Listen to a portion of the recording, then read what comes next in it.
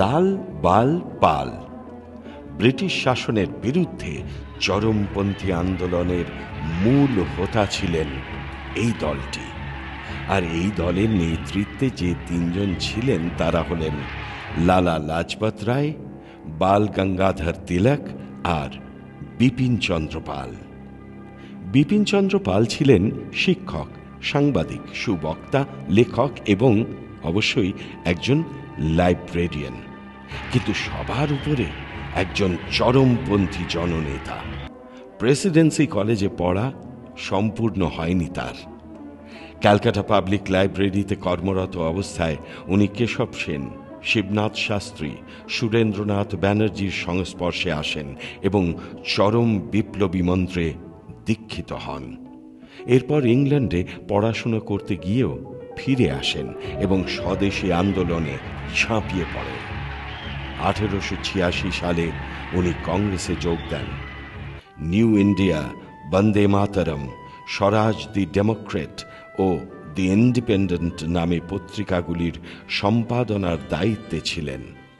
ব্রাহ্ম সমাজের সঙ্গেও যুক্ত ছিলেন তিনি। বিধবা বিবাহ ও মেয়েদের শিক্ষা, এই দুটি বিষয়ে তার উৎসাহ ছিল লক্ষণীয়। বিপিন চন্দ্র পাল, ভারতের বিপ্লবী চিন্তাধারার জনক এই মানুষটি 1858 সালের 7ই নভেম্বর অর্থাৎ এই দিনে শ্রীহট্টের হবিগঞ্জে জন্মগ্রহণ করেন।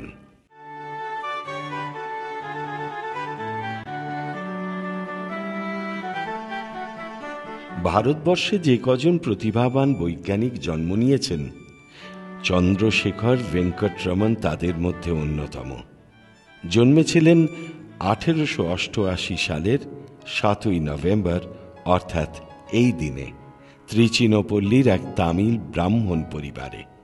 মাত্র 13 বছর বয়সে FA পাশ করে মাদ্রাজের প্রেসিডেন্সি কলেজে ভর্তি হন।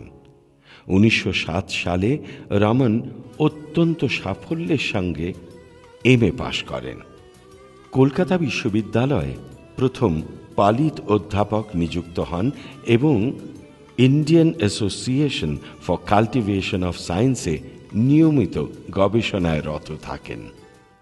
আলোকের বিচ্ছুরণ ও রমন এফেক্টের আবিষ্কারের জন্য 1930 সালে CV রমন পদার্থবিদ্যায় নোবেল সম্মানে সম্মানিত হন।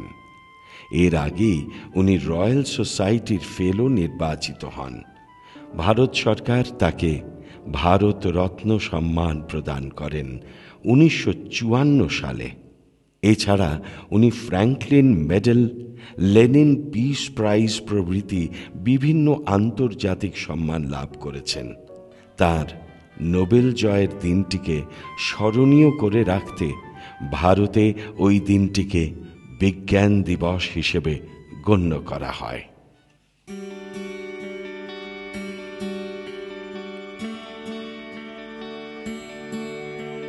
কামাল হাসান অভিনয় করেছেন 200-র বেশি ছবিতে।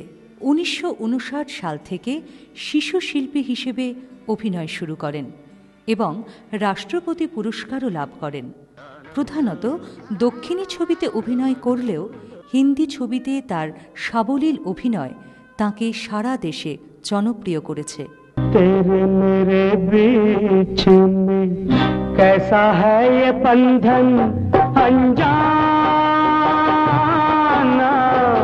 मैंने नहीं जाना तूने नहीं जाना, आना जाना लगा रहेगा, दुख जाएगा सुख आएगा, करेगा जो भी भलाई के काम उसका ही नाम रह जाए।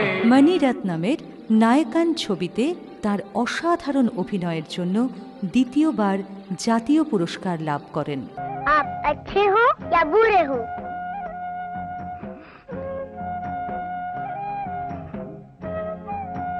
ये पता नहीं बेटा,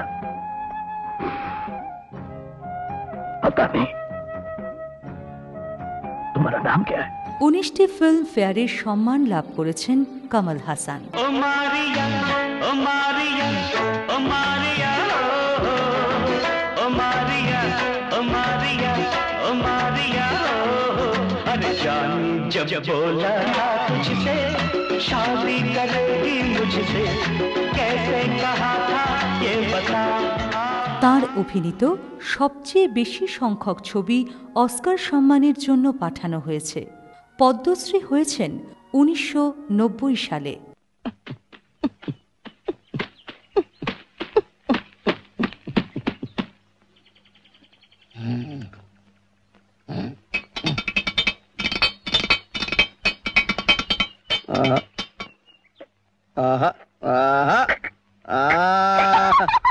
এক দেশে এক বনের ধারে ছোট্ট নদীর তীরে ছিল এক রাখাল ছেলে, এক ছোট কুটিরে। আপন বলে তার কেউ ছিল না দুনিয়ায়, সারাটা দিন ধেনু চড়া। ভারত সরকার 2014 সালে তাকে পদ্মভূষণ সম্মানে সম্মানিত করে। কমল হাসান প্রতিভাবান এই অভিনেতাটি 1954 সালের 7 নভেম্বর অর্থাৎ এই দিনে তামিলনাড়ুতে জন্মগ্রহণ করেন।